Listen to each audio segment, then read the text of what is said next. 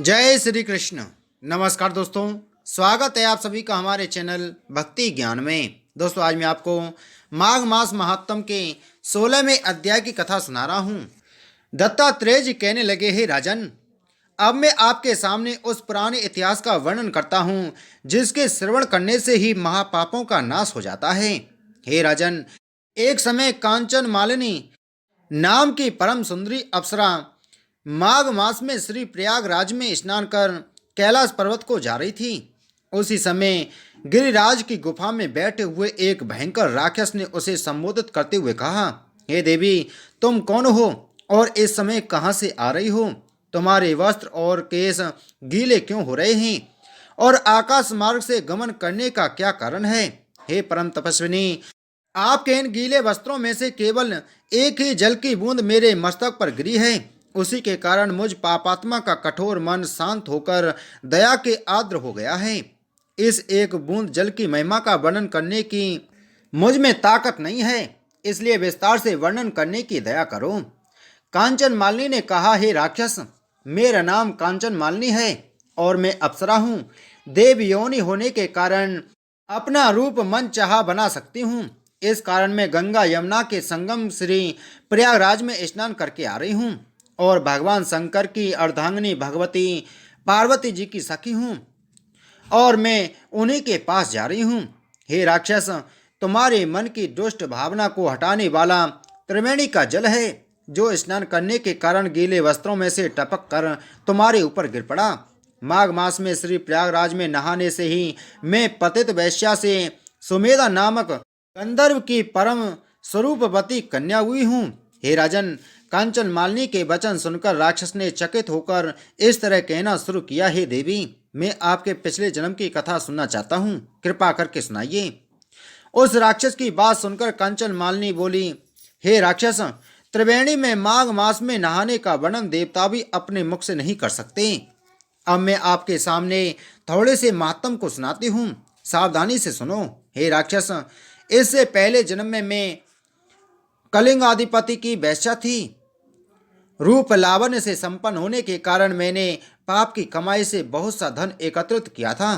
मैंने युवावस्था में हर तरह के सुखों को भोगते हुए नगर में अनेक धनी मानी लोगों को धूल में मिला दिया था। मगर जब मैं बूढ़ी हुई तो मैंने अपने मन में विचार किया, अहो, मुझ दुष्टा ने जन्म भर केवल पापी कमाए हैं। ना तो कभी दान दिया, ना परमात्मा का जप किया और ना कभी व्रत नियम आदि का अनुष्ठान ही किया। ना ही मैंने जीवन में किसी प्राणी का हित साधन ही किया है। केवल विषय भोगों में लीन रहकर सुंदर धनी लोगों को ठगते हुए द्रव्य ही एकत्रित करती रही। हे राक्षस, इस तरह का पश्चाताप करती हुई मूर्छित हो गई। इसके बाद जब चेत हुआ तो राजपुरोहित के पास जा हाथ जोड़कर आराधना करते हुए बोली, हे वेद शास्त्रों के मर्म को जानने वाले और ज्ञान के साक्षात समुद्र राजपुरोहित जी, मैं पतित पाप कीचड़ में फंसकर अत्यंत दुखी हो रही हूँ। अतः आप मेरे केस पकड़कर उबारने की कृपा करते हुए मुझ संतप्ता पर करुणा जल की वर्षा कीजिए।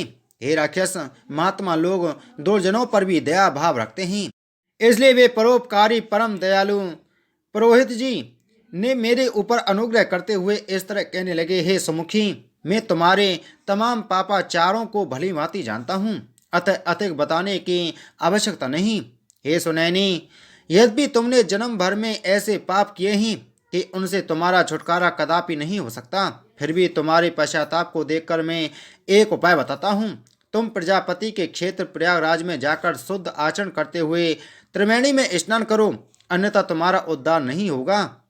परंतु इस बात का पूरा ध्यान रखना कि वहां जाकर मन से भी पाप कर्मों में लिप्त मत होना, नहीं तो कल्प तक भी तुम्हारा नरकों से उद्धार नहीं होगा।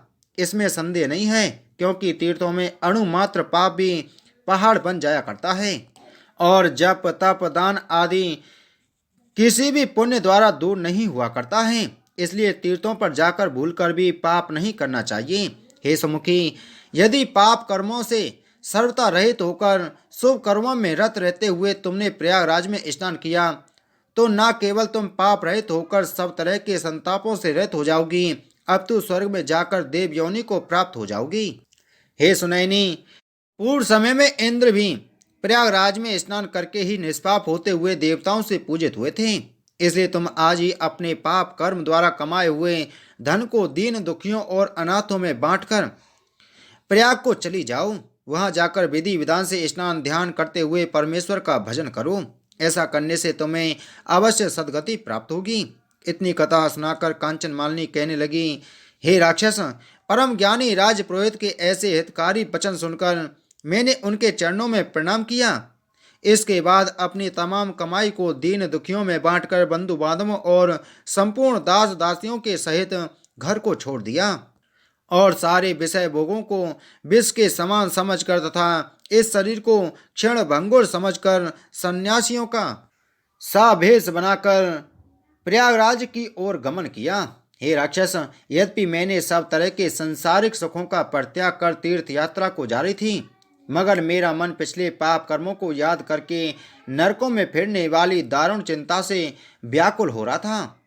इसके बाद मैंने प्रयागराज में जाकर भगवती त्रिवेणी को प्रणाम करते हुए उसमें स्नान किया। हे राक्षस, अब तुम माघ मास के उस महात्म को सुनो जिससे मैं देवयोनि को प्राप्त हुई। हे राक्षस, 3 ही दिन के स्नान से सारे पापों को समाप्त कर दिया और 17 दिन प्रयागराज में स्नान करने से देवयोनि मिली। अब मैं पार्वती की सखी होकर कैलाश पर्वत पर क्रीड़ा करती हूँ। इसी कारण मैं हर माघ मास में प्रयागराज में स्नान करने आती हूँ। बोलो माघ मास महात्म की जय। बोलो विष्णु भगवान की जय।